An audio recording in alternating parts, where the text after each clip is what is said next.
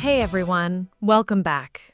I'm Emily. And I'm Daniel. It's good to have you here with us again. Today, we're talking about something that almost every English learner does, including me sometimes. I think I know what you mean. You probably do.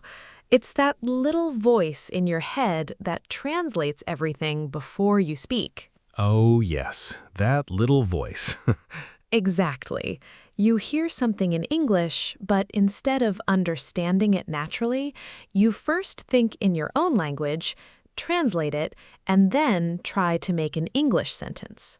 And sometimes by the time you finish translating, the conversation has already moved on. Yes, that is the worst feeling. Someone asks you a simple question and your brain says, "Wait, let me translate this first." Exactly. And then the other person is just standing there waiting. And you're thinking, "Please give me 5 minutes." 5 minutes for one sentence? Maybe 3 minutes. Okay, maybe we're exaggerating a little. A little. But honestly, this happens to so many English learners. They know a lot of English words, but when they want to speak, they build the sentence in their first language first. That's true, and I think I used to do this all the time. Really? You? Yes, me, especially when I was younger. I knew what I wanted to say, but I didn't know how to say it quickly. What would you do? I would think of the sentence in my language, translate every word, and then check if the English sounded right. Oh, wow, that sounds exhausting. It was, and sometimes the sentence was technically understandable, but it sounded strange. That's an important point. Sometimes the problem isn't that you don't know English. The problem is that you're trying to build English from another language. Exactly. So today we're going to talk about how to stop doing that little by little. Not by studying hundreds of grammar rules. Not by memorizing huge lists of words. And definitely not by sitting alone and translating every sentence 10 times. Please don't do that. Instead, we're going to use simple, everyday situations. Things you already understand. Things like waking up, getting hungry, going outside, talking to a friend, ordering food, or asking someone a question. Because when you connect English directly to the situation, you don't always need to translate. Let's show them what we mean. Okay. Okay, imagine you wake up in the morning. You look at the clock. It's 8:30. And you're late. Oh no. What do you think? I'm late.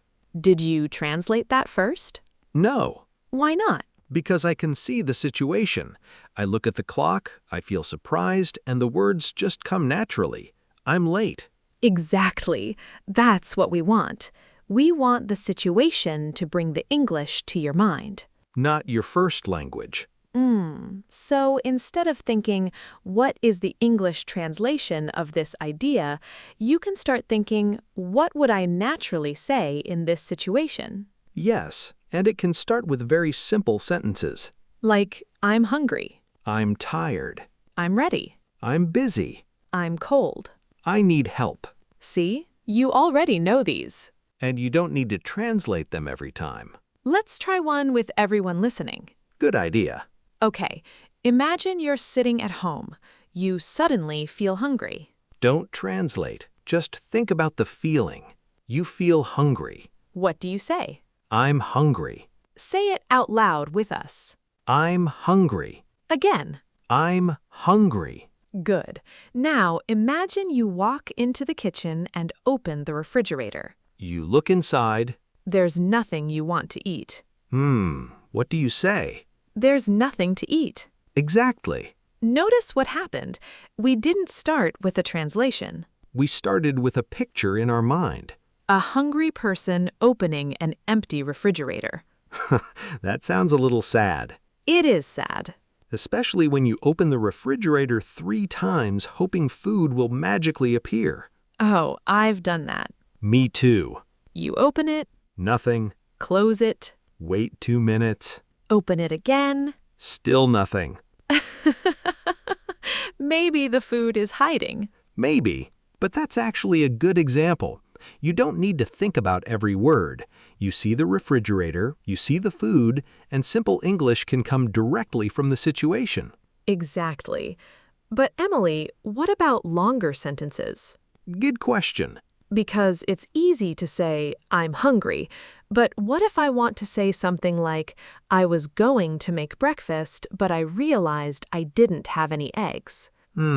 That's a longer sentence. And many learners would translate every part. Right, but we can still break the situation into simple pieces. Okay, show me. You wake up. Mm-hmm. You walk into the kitchen. Okay. You want breakfast. Right. You open the refrigerator. No eggs. Exactly. So you might naturally think, I was going to make breakfast, but I don't have any eggs. That feels much easier when I imagine the situation. Yes, you're not memorizing one giant sentence, you're following a little story. So English becomes connected to the story. Exactly. I like that. And here's another important thing. Don't worry if your English sentence isn't perfect. That can be hard for learners. Very hard. Sometimes you know what you want to say, but you stop because you're afraid you'll make a mistake. And then you start translating again. Yes, But communication comes first. that's true. If you want to say something simple, say it simply. Even if it isn't perfect? Yes, you can improve it later. So if I'm tired, I can just say, I'm tired. Exactly. I don't need to think, what is the most beautiful and perfect way to express my tiredness? Please don't. Emily, after a long and exhausting day, I have reached a state of... Emily, Okay. just say, I'm tired. Much easier. And much more natural. Okay, let's do another one. Go ahead. Imagine you're leaving your house. You check your phone, your wallet, and your keys. You have your phone. You have your wallet. But where are your keys? Where are my keys? Exactly. I don't need to translate that. Say it out loud with us. Where are my keys? Again, but this time, imagine you're actually looking for them. Where are my keys? Good. And then I find them under the sofa. Oh, And I say, there they are. perfect. Again, no translation. You saw the situation, and the English came with it. I think this is the big difference. What difference? Knowing English and using English. Explain that. You can know a word, you can even know a sentence, but if you only know it as a translation, it may take longer to use. That's a really good point. But if you connect the sentence with a real situation, it becomes easier to remember. Exactly. Like, where are my keys? You can imagine yourself searching for your keys. I'm hungry. You can imagine opening the refrigerator. I'm tired. You can imagine coming home after a long day. I'm ready. You can imagine putting on your shoes before leaving. I'm late. You can imagine looking at the clock and suddenly panicking, That one is very easy to imagine. especially on Monday morning. Oh no, Monday morning. Actually, let's imagine that now. Okay. It's Monday morning. Your alarm rings. You open your eyes. You look at the clock. Oh no, I'm late. You jump out of bed. Where are my clothes? You look around. Where are my keys? You find your keys. There they are. You grab your bag. I'm ready. You run outside. I'm coming. See how many English sentences appeared naturally? And none of them were difficult. Exactly. So maybe learners don't always need harder English. Sometimes they need to use the English they already know more naturally. That's interesting. And that's where we're going next, because there's another problem with translating in your head. What problem? Sometimes you translate a sentence word for word, Oh, yes. and every word looks correct. But the whole sentence sounds strange. Exactly. I have definitely done that. So let's look at a very normal conversation. Okay? Imagine you meet a friend after work. All right.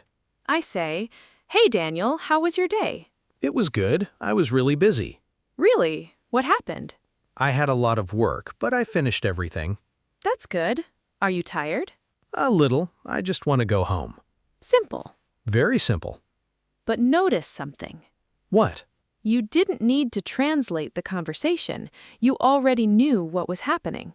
I was talking to a friend after work. Exactly. And that's probably what learners should practice more.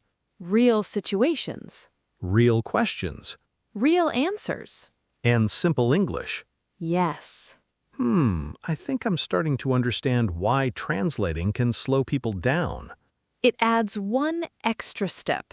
First, think in your language. Then translate. Then check the sentence. Then speak. That's a lot of work for one sentence. Exactly. But if I connect the situation directly to English, You can go from the situation to the sentence. much faster. And much more naturally. Okay, I'm going to try something. What? I'm going to stop translating for the next few minutes. Really? Yes. Good luck. Thanks. I'll give you a situation. Okay. You are sitting at home. You hear your stomach. I'm hungry. You look at the clock. It's 11 at night. It's late. You want to sleep. I'm tired. You look at the kitchen. There's nothing to eat. Very good. I'm getting good at this. Don't get too confident. Oh, okay. One more. I'm ready. You're leaving the house, but it's raining outside. It's raining. You look for your umbrella. Where's my umbrella? You find it. There it is. You open the door. Let's go. Exactly. That was easy. Because you didn't translate. I just imagined it. And that's the habit we want to build. Imagine first, English second. Yes. I like that. Good. And remember, nobody expects you to stop translating completely in one day. That would be difficult, Very difficult. especially with a new language. Right. Start with small moments, Small sentences, familiar situations.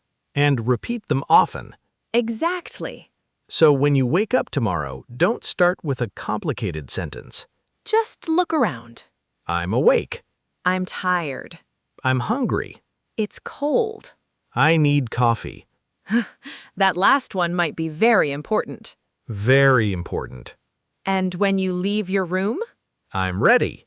When you look for your phone? Where's my phone? When you find it? There it is. See? You're already thinking in English. Maybe not all day, Not yet. but little by little. Exactly.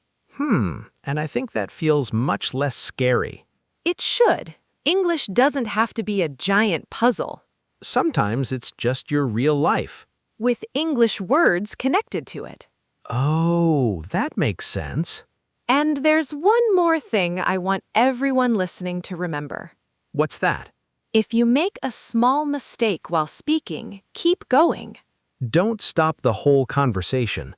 Exactly. Because if I stop every time I make a mistake, I'll spend more time worrying than speaking. That's true. And I think that's something a lot of learners do. They want the perfect sentence before they say anything. But real conversations don't wait for perfect sentences. Exactly. So maybe confidence starts with simple English I think so. and using it again and again Yes. in real situations. Exactly. Okay, Emily, I'm ready for the next challenge. Oh, really? Yes. Let's make it a little harder then. Uh-oh. Haha, imagine you're talking to a friend and you want to tell them something that happened earlier today. Okay. So, today we learned one simple idea. Don't translate every sentence in your head. Start with the situation, think about what you want to say, and use the simple English you already know. Exactly. You don't need perfect English to communicate. Start small, speak slowly, and keep practicing. And remember, the goal isn't to speak perfect English. The goal is to feel comfortable using English in real life. That's right. Now tell us in the comments, what is one English sentence you want to start thinking in English? Thanks for spending time with us today. Keep practicing, keep speaking, and don't be afraid of small mistakes. Take care, everyone. Bye for now.